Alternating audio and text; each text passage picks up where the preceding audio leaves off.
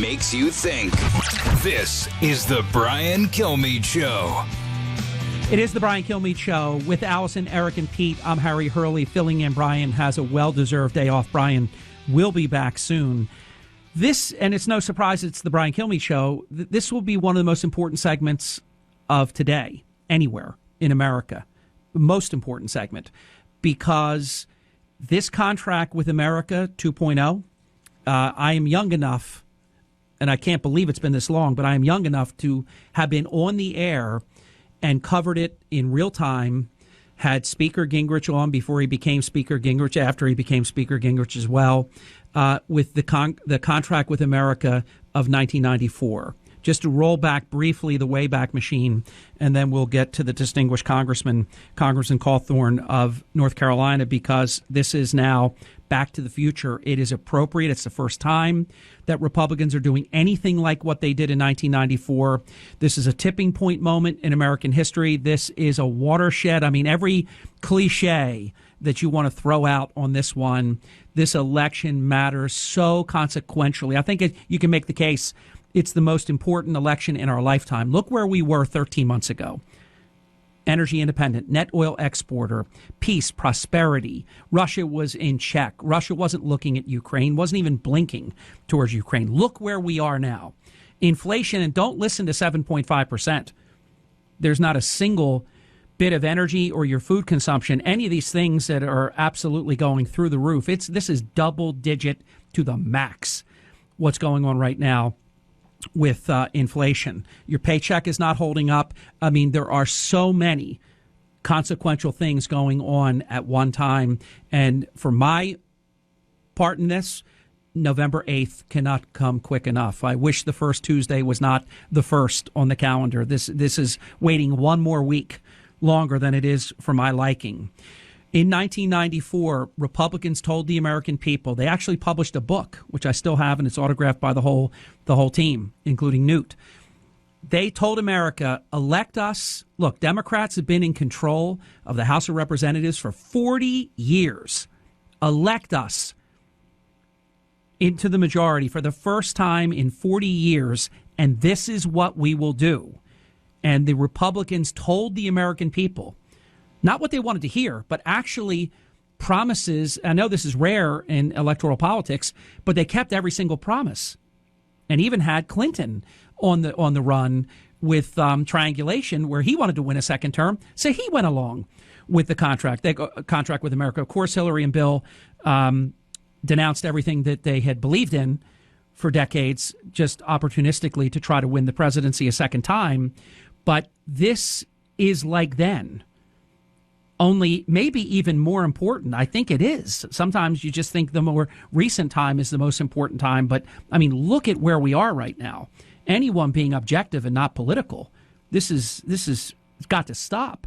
And where all spending measures originate in the House, the Senate is going to be a close call. I think Republicans win both. The House is going to change. And I believe this strategy that the distinguished Congressman Madison Cawthorn is going to talk about in this segment is so vital. This proposal, imagine if Build Back Better had happened with what we see now with inflation.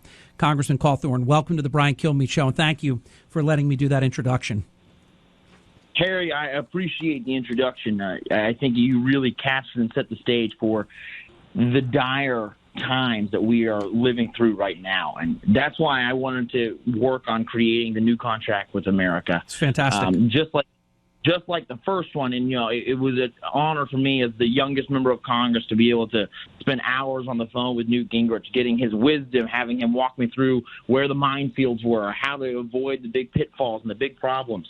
To now be at a point where we're able to go on offense yet again. And instead of what so many Americans always say, oh, well, the Republicans are just the party of no. When they were there with Newt, they really stood for something. Now we get to go to the American people, let them have buy-in and say, look, this is what we're going to do if you give us the power. What's so incredible about this, Congressman Cawthorn, and for those just joining us on the Brian Kilmeade Show Newsmaker line, is Congressman Madison Cawthorn of North Carolina's 11th Congressional District, and he serves on the Education and Labor Committees and the Veterans Affairs Committee. This new contract with America. Imagine that we're even like this is novel or something. We're having this fantastical conversation about telling the American people that if you vote for us, this is what we will actually do. Isn't that kind of incredible that is considered, I guess, unique? In other words, I mean, look, President Biden didn't run that he was going to do all these things, blow up Afghanistan, make a mess of the economy, have runaway inflation, all these different things that are going on. He didn't say, elect me and I'll do all these, horrible things. You are actually putting something together that you intend to fulfill. It's pretty interesting, isn't it? It's sad that is considered to be a remarkable thing in politics today. But speaking to Newt about the way he rolled his out, the real main objective for the most of the history in our country for getting something done in Congress was convincing 218 members of Congress to all vote for it, giving you the majority, and then you could accomplish something. But we have found a way that we can kind of circumvent that process to where you can have a lot more influence as a freshman congressman normally than you would. It would normally take a decade to acquire that much power. And it's instead of convincing 218 members of Congress, just go and convince 30 million Americans. And as most people know, members of Congress can be fickle and afraid of large crowds and of when their constituents really get behind something. And so that's our real goal here, is to convince the American people directly and then let them convince all of Congress throughout this midterm season. And so I think that we're going to see a large amount of buy-in from the American people across this country.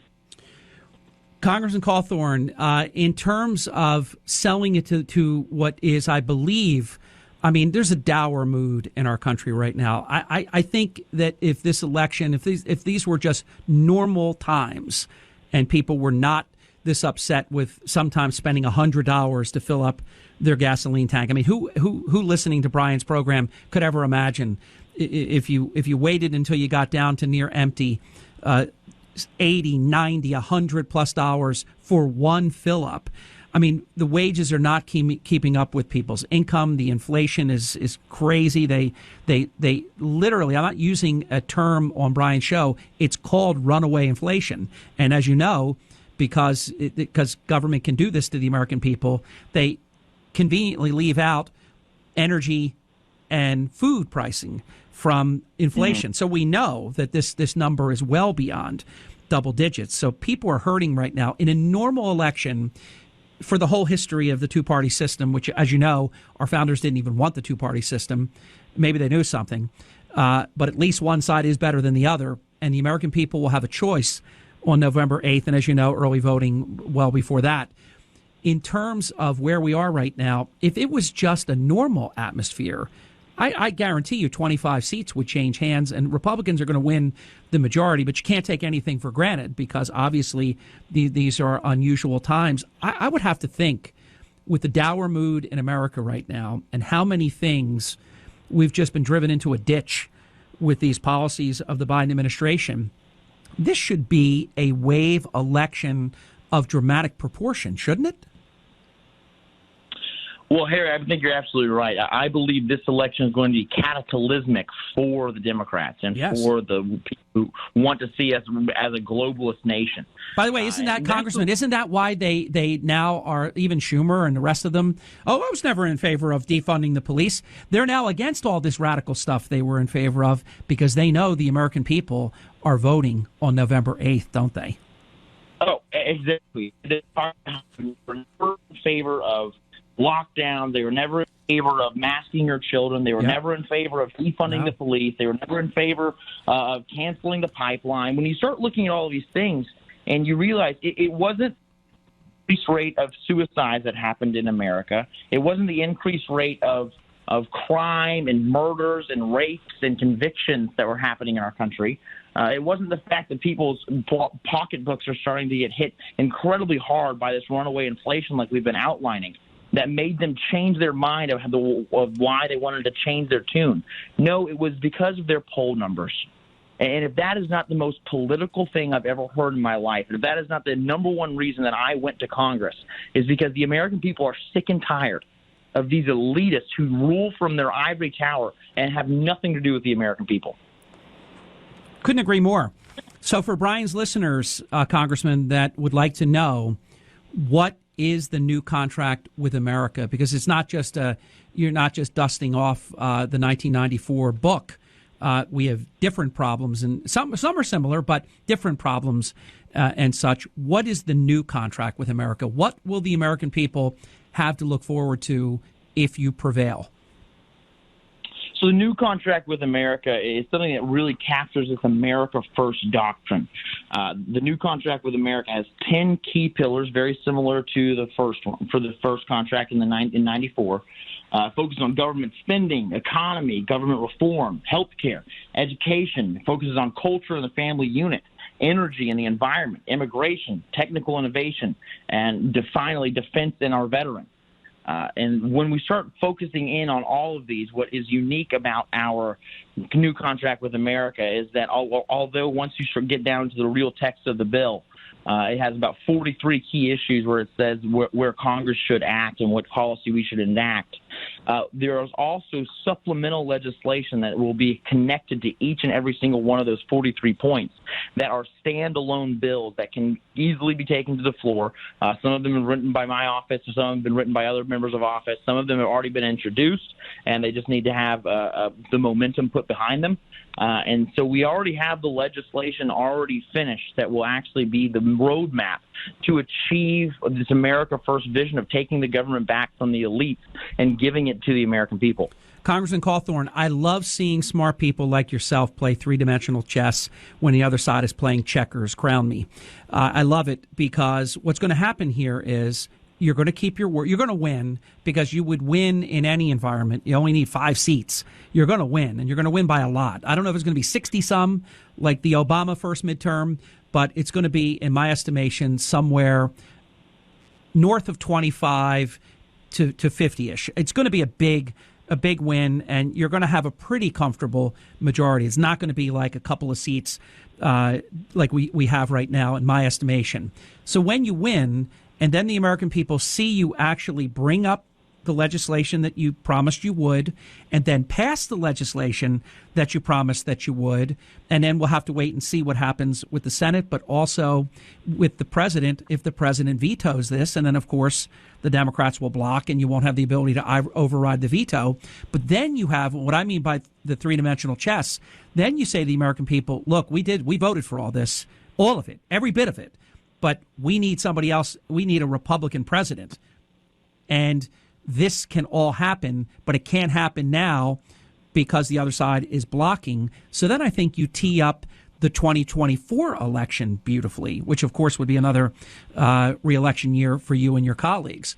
What are your thoughts of my sort of theory there? Well, Harry, I didn't want the Democrats to hear the end game plan, but you just gave it to them. You know, I believe that they can't help themselves anyhow, so it's okay. It's okay. And even if they could, I'm not sure they would be able to stop us, because the entire vision behind this is that we wanted to give the American people, give them the opportunity to give Congress a clear mandate. We want you to accomplish X. We gave you 60 extra seats in the House for the majority, and we want you to accomplish the new contract with America. Then once we pass all of our legislation through the House, bring it to the floor, we fulfill our word, and then you have Joe Biden repetitively veto every single piece of this. Then we can look at the American people and say, you told us to do this. We're executing your wishes and your will, and this tyrant is standing in the way. And that is not going to do well for their poll numbers. Congressman Cawthorn, thank you so much for visiting today on the Brian Kilmeade Show, and your leadership is noted. The new contract with America, Newt has said it, and it's the perfect timing. He hasn't felt that there had been another, it's every other year, another cycle where this should come back, but so strongly believes that now, because of the consequences and the state of our country, this is perfect time to bring back the contract with America in the form of the new contract with America. I wish you well, and I know you're going to do well with this. Good to talk to you, sir. It's an honor, Harry. Thank you, my friend. Goodbye. Thank you, my friend.